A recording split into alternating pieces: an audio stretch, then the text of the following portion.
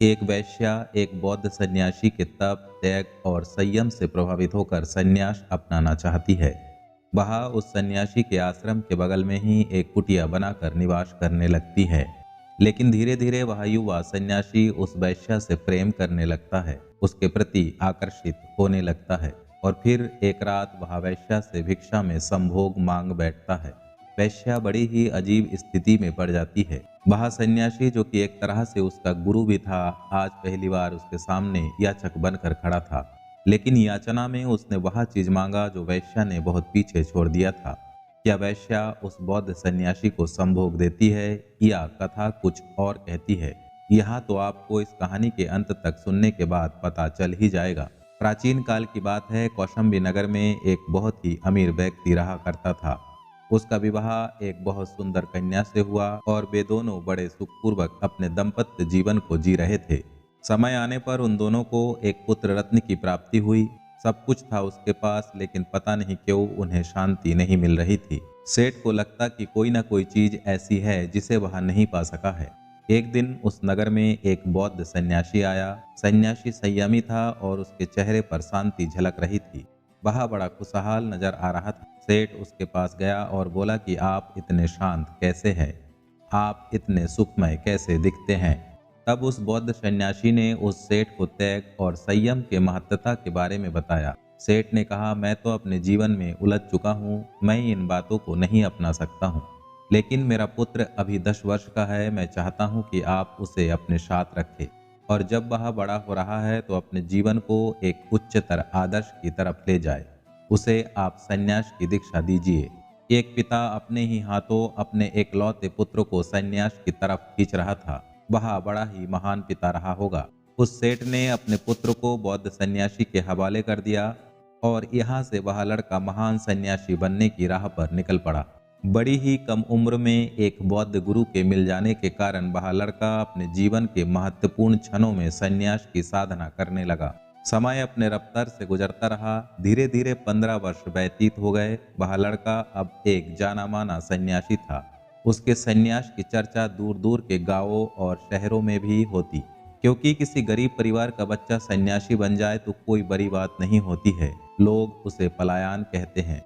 लेकिन यहाँ पर एक सेठ का एकलौता बेटा सन्यासी बन गया था। समय की मार में सेठ और उसकी पत्नी अपने प्राण को त्याग कर दूसरे लोग चले गए। वह बच्चा उनकी संपत्ति का एकलौता मालिक था। उसने उस पूरी संपत्ति को बौद्ध विहार बनाने में खर्च कर दिया। अब उसके पास धन भी नहीं था, लेकिन उसकी कीर्ति चारों तरफ फैल रही थी। वह बड़ा उन्मुक्त था और तरुण्य होने पर उसके यौवन का तेज उसके चेहरे पर दिखाई देने लगा था। उसी समय कौशंबी के राजा को बड़ी परेशानी थी। बहुत समय से विवाह होने के बाद भी उन्हें कोई पुत्र रत्न की प्राप्ति नहीं हो पा रही थी। वे इस चिंता में सदा परेशान रहते कि उनके बाद उनका वारिस कौन होगा, और इसीलिए तमाम तरह के औषधियों का सेवन किया और यज्ञ तथा अनेक कर्मकांड करवाए, लेकिन उन्हें सफलता नहीं मिली। अंततः उस राजा के कानों में युवा सन्यासी की चर्चा पहुंची। उन्होंने सोचा कि जब इतना प्रयास कर ही लिया है तो एक बार इन्हें भी देख लिया जाए। वे उस युवा सन्यासी के आश्रम में पहुंचे। राजा को आया देखकर युवा सन्यासी ने यथोचित उनका स्वागत किया और कहा कि कहिए महाराज, मैं आपकी क्या सेवा कर सकता हूँ। राजा ने कहा कि हे सन्यासी, मुझे कोई पुत्र रत्न नहीं प्राप्त हो रहा है। मैं चाहता हूँ कि आप मेरे लिए कोई ऐसी व्यवस्था कीजिए जिससे मैं पुत्रवान हो जाऊं। बौद्ध सन्यासी को ज्योतिष शास्त्र की अच्छी शिक्षा मिलती थी। वह सन्यासी भी ज्योतिषी विद्या में पारंगत था। उसने लग्न देखा और फिर उसने देखा कि राजा के भाग्य में तो पुत्र रत्न है। उसने कहा कि महाराज, आप चिंता मत कीजिए, अगले वर्ष आते आते आपको एक पुत्र रत्न की प्राप्ति हो जाएगी। यहाँ कोई चमत्कार नहीं था, यहाँ ज्योतिष की गणना थी। लेकिन उस राजा को लगा कि यहाँ सन्यासी का आशीर्वाद है। वह अपने परिवार में वापस लौट आया, अपने राज्य काज का संचालन करने लगा और जैसा कि उस सन्यासी ने भविष्यवाणी किया था, 1 वर्ष बाद ही राजा को एक सुंदर पुत्र रत्न की प्राप्ति हो गई। राजा को लगा कि यहाँ सन्यासी के आशीर्वाद से हुआ है। राजा बड़े ही धूमधाम से सन्यासी के पास गया, उससे अपूर्व धन संपदा लेने के लिए कहा, लेकिन सन्यासी ने एक झटके में यहाँ सब ठुकरा दिया। वह अपने आश्रम में खुश था। उसने कहा कि मैं जहाँ हूँ वहीं पर प्रसन्न हूँ। सन्यासी के आशीर्वाद से राजा को पुत्र मिलने की कहानी और राजा की धन संपदा को ठुकरा देने की कहानी पूरे नगर में जंगल की आग की तरह फैल गई। वह सन्यासी पहले से भी अधिक प्रसिद्ध हो गया। उस सन्यासी की प्रसिद्धि की चर्चा एक वैश्या के पास भी पहुंची, जो कि उस कौशंबी नगर की सबसे बड़ी वैश्या थी। वैश्या को अपने रूप पर और अपनी कला पर बड़ा घमंड था। उसे लगता था कि किसी भी पुरुष को वह रिझा सकती है। उसे ऐसा लगता जैसे बड़ी बड़ी अप्सराएं उसके सामने पानी भरती है। वह अक्सर कहा करती थी कि मैं विश्वामित्र और वशिष्ठ जैसे सन्यासियों को भी उनके धर्म से डिगा सकती हूँ। धीरे धीरे उस वैश्या के कानों में सन्यासी की प्रसिद्धि बढ़ने लगी। वैश्या को कुतूहल हुआ कि वह कैसा सन्यासी है। उसने सन्यासी के पास जाने का निर्णय लिया, क्योंकि वह बौद्ध सन्यासी उसके पास तो नहीं आता, क्योंकि वह राजा के पास भी नहीं गया था। राजा स्वयं चलकर सन्यासी के पास गया था। वैश्या ने उस सन्यासी को डिगाने के लिए उसके पास जाने का निर्णय कर लिया और एक दिन अपनी पूरी साज श्रृंगार के साथ वह सन्यासी के आश्रम पर जा पहुंची। वैश्या उसे रिझाने के लिए गई थी, लेकिन उसने 25 वर्ष के उस तरुण सन्यासी को देखा तो वैश्या उसके रूप पर मोहित हो गई। उसने इतना सुंदर, इतना तरुण और इतना तेजवंत पुरुष कभी देखा ही नहीं था।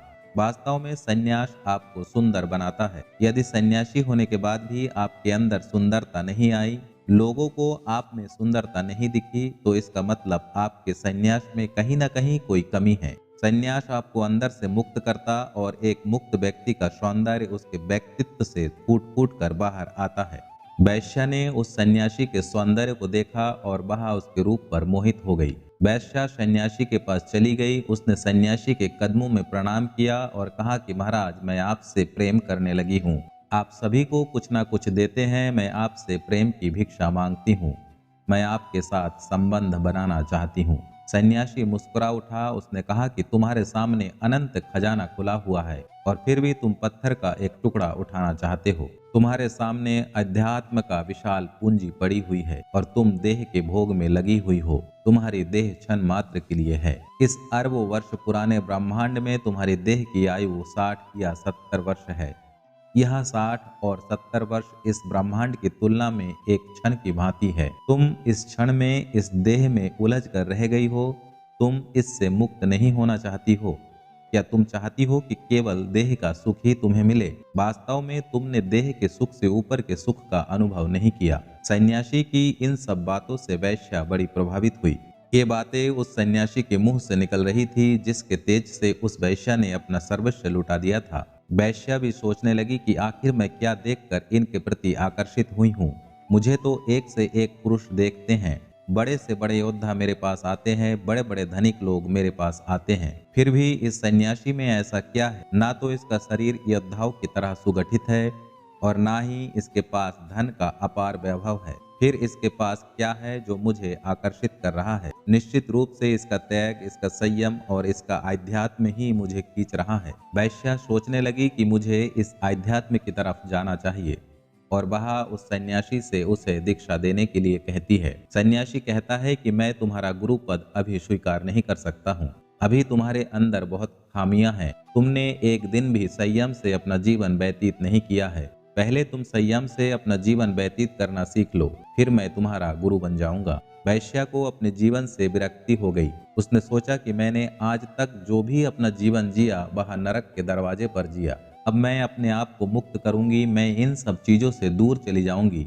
और फिर वह फैसला करती है कि इसी सन्यासी के आश्रम के बगल में एक आश्रम बनाकर वह निवास करेगी और सन्यास का पालन करेगी। अगले दिन से वैश्या वहां पर आश्रम के नजदीक ही एक आश्रम बनाकर रहने लगी। शुरू शुरू में बहुत सारे लोग उसके पास आते। उन्हें लगता कि वैश्या ने अपना ठिकाना बदला है, लेकिन वे सभी वैश्या के यहाँ से निराश होकर वापस चले जाते और वैश्या प्रतिदिन अपने आप को मुक्त करने में लग गई।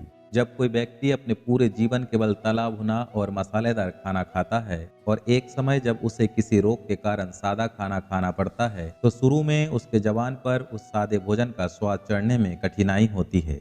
लेकिन जब वह स्वाद चढ़ जाता है, तब वह व्यक्ति मसालेदार खाने की तरफ देखता भी नहीं है।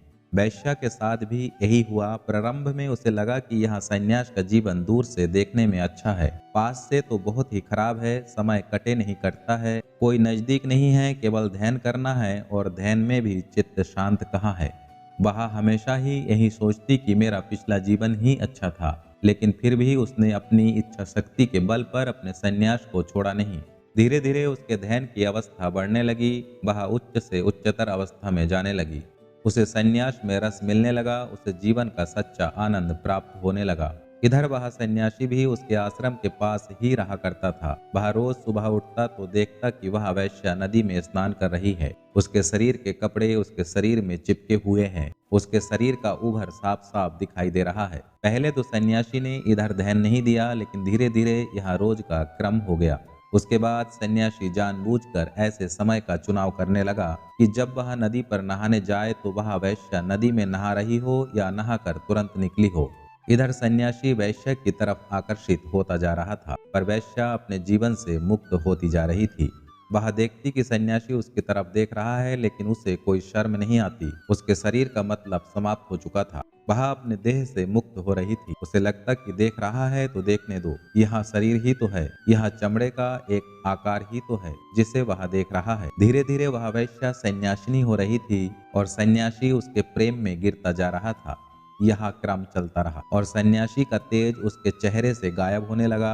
जब वह ध्यान करता तो ध्यान में उसे वैश्या की वही मूर्ति नजर आती जो वह नहाते हुए देखता था। उसके ध्यान की गुणता विलीन होने लगी। उसका ध्यान अब उच्च अवस्था में नहीं पहुंचता था। वह हमेशा ही वैश्या के बारे में चिंतन करने लगा। पहले जहां वह ध्यान में मुक्ति के बारे में सोचता, वहीं पर अब वह वैश्या के बारे में सोचने लगा था। उसकी स्थिति दिन प्रतिदिन बद से बदतर होती जा रही थी और इधर वैश्या दिन प्रतिदिन मुक्ति की तरह कदम दर कदम बढ़ाती हुई बढ़ती चली जा रही थी। आखिरकार वह समय आ गया जब सन्यासी से रहा नहीं गया। युवा अवस्था का सन्यासी उस वैश्या के प्रेम में पड़ा हुआ एक रात वैश्या के दरवाजे पर जा पहुंचता है। वैश्या अपनी कुटिया में विश्राम कर रही थी। उसे कोई भय नहीं था। उसका भय उसकी मुक्ति के साथ समाप्त होता चला जा रहा था। सन्यासी ने वैश्या को आवाज लगाई। वैश्या ने आवाज सुनी और उसकी नींद टूट गई। वह बाहर आई और सन्यासी से बोली, गुरुदेव, क्या आप मुझे दीक्षा देने आए? क्या आप मुझे अपनी शिष्या स्वीकार करेंगे? वैश्या को लगा कि यह सन्यासी उसके संतत्व से, उसकी मुक्ति से बड़ा ही प्रसन्न है और आज वह उसे अपनी शिष्या स्वीकार करने के लिए आया है। लेकिन सन्यासी के मन में तो कुछ और था। उसने कहा, मैं कुछ देने नहीं आया हूँ, मैं तुमसे कुछ लेने आया हूँ। मैं तुम्हारे द्वार पर एक भिक्षु बनकर आया हूँ। उस सन्यासिनी वैश्या ने कहा, रात के समय भिक्षु? महात्मा बुद्ध ने तो कहा था कि शाम के समय आप भिक्षा नहीं मांग सकते हैं, फिर आप रात में भिक्षा मांगने कैसे आए हैं? सन्यासी ने कहा कि देवी, मैं जो मांगने आया हूँ, रात में उसका सौंदर्य कुछ और होता है। मैं तुमसे रति की भीख मांगने आया हूँ।